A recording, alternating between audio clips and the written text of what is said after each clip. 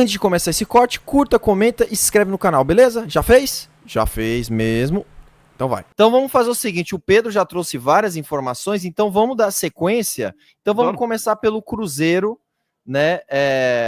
O Cruzeiro que nem o Pedro falou, né? Início de ano difícil, conturbado, né?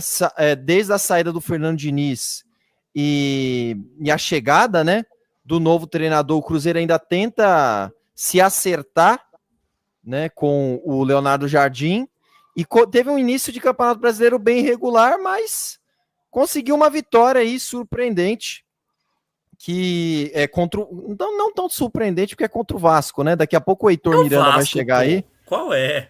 Mas fala aí, como foi? Você conseguiu acompanhar esse jogo completo, Pedro? Como foi aí a performance do Cruzeiro no jogo de hoje? Então, eu não vi o jogo, pra ser sincero. O que eu soube é que o Cássio foi o melhor em campo, por incrível que pareça.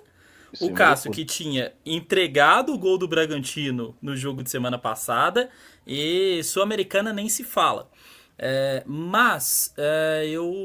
Uma coisa que eu tenho percebido muito, eu acho que eu até falei em alguns mapas táticos aqui para trás, acho que ainda na época da transição do Diniz ali, na saída do Diniz, que muita gente via, o problema tá no Diniz. Não acho e continuo não achando.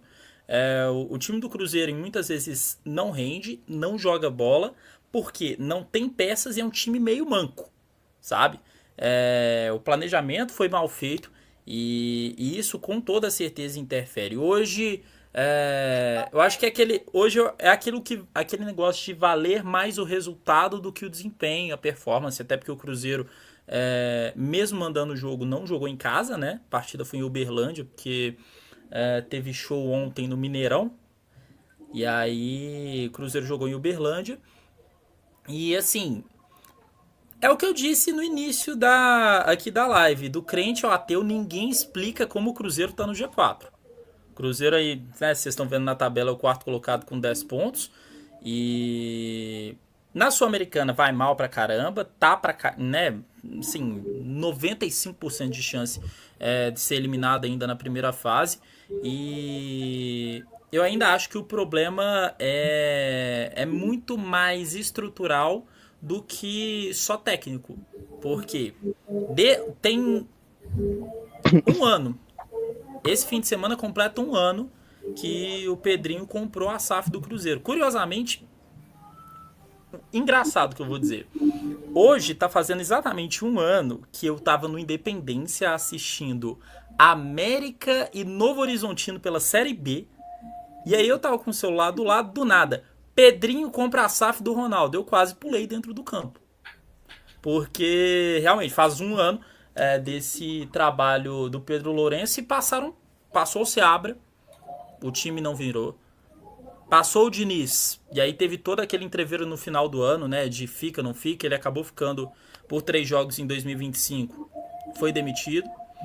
E hoje, com o Jardim, o pessoal tá começando a entender que o problema não é só de técnico, né? Já trocou de técnico 2, 3 vezes, contando com o interino, e é muito 880. Então, assim, agora eu acho, pelo menos eu tenho a percepção, e aí obviamente opinião, né? Não é nada informativo, é tudo pautado em vozes da minha cabeça, que o Cruzeiro vai de vez abandonar a Sul-Americana e vai rodar elenco nesses últimos 3 jogos e tentar focar em Copa do Brasil e Brasileiro, né? Tem o jogo contra o Vila Nova de Goiás na quinta-feira, e bom, é isso. Não se sabe como, mas o Cruzeiro é quarto colocado. Pedro, queria fazer uma pergunta para você, porque eu já convivi já com o Cássio, que fazia defesas milagrosas e falhava em alguns lances inacreditáveis, né? Como que você está vendo essa fase hoje do gol do Cruzeiro? O Cássio é a melhor opção? Você acha que tem outros goleiros que podem ser aproveitados, que estão numa melhor fase? Cara, então, esse que é o grande problema. O gol do Cruzeiro é uma incógnita, eu diria, desde a saída do Fábio. Porque teve o Rafael Cabral ali em 22, 23, mas era mais ou menos no mesmo parâmetro do Cássio, de faz um jogo de Neuer e um jogo de Noia, né? Pega tudo num jogo, no outro entrega o ouro. E principalmente entre 23 e o começo de 24 a situação ficou insustentável. Só que o Cássio, muita gente, por exemplo, 2024, muita gente criticou o Cássio de ter falhado na final da Sul-Americana contra o Racing, mas se não é o Cássio, o Cruzeiro não teria nem chegado nas semifinais, porque o Cássio salva o Cruzeiro contra o Boca no jogo lá da Bombonera, né? Eu acho que ele salva pelo menos uns 2 ou 3 lances contra o Boca no jogo da Bombonera e o Cruzeiro consegue virar aqui no Mineirão. Nas quartas de final contra o Libertad, Cruzeiro tomando uma pressão ferrada no jogo da volta, quase perde o jogo, se não é o Cássio defendendo e salvando. Jogo contra o Lanús na semifinal, a mesma coisa. Então, oscila muito, e as opções que o Cruzeiro tem na reserva também não são, eu acho que diferente do que era no Corinthians, que dava para pelo menos rodar, e muitas vezes não se rodava pela história do Cássio, porque, por exemplo, o Corinthians sempre teve ali, principalmente o Walter como goleiro reserva, certo? Walter, que pra mim, muitas eu vezes... gostava, era melhor, pra mim era melhor que o Cássio, sabe? Eu concordo. O negócio é que o Cássio, ele fazia partidas, tipo assim, as melhores partidas do Cássio, pô, era melhor do que as melhores partidas do Walter. Se você pegar assim, a melhor partida que o Cássio pode fazer é melhor que a melhor partida que o Walter pode fazer. Só que o Cássio, ele não mantém, né, a regularidade. O Walter, ele já mantinha, sabe? Então, eu via pra mim que em algum momento o Walter passou o Cássio em regularidade, só que o Cássio ainda mantinha aquelas atuações acima da média, que impressionava todo mundo. E, pô, era difícil tirar também um ídolo, né, do time e colocar o Walter, né? Inclusive, ele saiu por causa disso, né? Que ele viu que ele não tinha como entrar. Né? E eu acho que isso aconteceu com outros goleiros também, de certa forma, por exemplo. Carlos Miguel, ano passado, foi mais ou menos por aí também, pô. Sim. E essa questão de substituir o gol, o São Paulo passou por isso aí muito tempo, né? De substituir Rogério Ceni, como que faz, né? E aí teve agora um pouco de estabilidade com o Rafael. Ele é titular na campanha da Copa do Brasil, um goleiro que já garantiu vários 3 pontos para o São Paulo e que estava na reserva, né? Passou a carreira inteira praticamente na reserva do Cruzeiro e do Atlético Mineiro. Mas é um baita goleiro. Mas substituir um goleiro assim, eu acho que o Corinthians teve muita sorte, né? Porque Carlos Miguel, quando entrou bem, e o Hugo também, né? Então, substituir o Cássio não foi tão difícil assim. Mas o Cruzeiro acho que passa muito por isso, e o São Paulo passou muito tempo com isso, né? Não, exatamente. E você falou do Rafael, né? Diga-se de passagem, o Rafael passou pelo problema do Walter, né? Principalmente no Cruzeiro. No Cruzeiro, o Rafael sempre foi um goleiro bom, um goleiro muito constante, né? Tanto que eu lembro que em 2016 o Fábio machuca, dá um problema. Basicamente, o Fábio machucou, acho que tipo em junho, e aí perdeu o resto da temporada de 16. E o Rafael teve que ser titular em 16 e no começo de 17.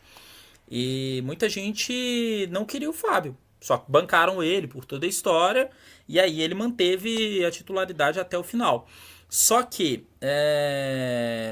chegou em 2019, aconteceu tudo o que aconteceu, e ele saiu, pulou o lado da lagoa e entrou numa fogueira danada, que era Jorge Sampaoli, né? Com toda aquela insistência de ter um goleiro que saísse jogando com os pés. E aí vem o Everson e o resto é história pro Rafael. E aí, nessa de jogar com os pés, o Fábio teve que aprender no Fluminense do Diniz, né, Arthur? Não, com certeza, mas... Pô, cara, vocês estão falando aí, né, do Cruzeiro, e é muito louco, né, o que acontece, né, com esse tipo de... com alguns desses clubes e que... parece que o Cruzeiro meio que tá fazendo a linha inversa, né? Os clubes, eles estão passando por esse processo de SAF para profissionalizar, para tornar a gestão do futebol mais técnica, mais racional, e parece que o Cruzeiro meio que tá do lado inverso, né? Porque o cara que comprou o Cruzeiro faz parte de uma... meio que de uma geração ou de um modelo de gestão de futebol que é meio... de 20 anos atrás, né? Esse negócio de ficar comprando um monte de medalhão, né? Ficar esbanjando dinheiro, jogando dinheiro pra cima. E a Eu gente sinto sabe que é um torcedor bilionário, assim, que tá brincando. Mas não só isso. Não só isso. O Pedrinho era conselheiro, né? O Pedrinho é conselheiro da Associação do Cruzeiro. Então, eu acho que muito dessa forma de gestão também parecida, né, com um formato associativo de 15, 20 anos atrás, é justamente esse. De, se eu só trouxer fazer a seleção dos melhores jogadores, eu vou ganhar. E a gente sabe que hoje em dia não é assim. E eu acho que não só isso. Eu acho que isso passa muito também por dois motivos. Um que a gente até vai falar melhor sobre, né, essa questão do Dudu, que é o fato do Pedrinho ser muito mal assessorado. Tipo, pra eu que sou jornalista, é um prato cheio. Ver uma entrevista com o Pedrinho é maravilhoso, porque ele entrega as informações de graça. Ele é melhor do que uma vizinha fofoqueira. Não precisa nem apertar, né?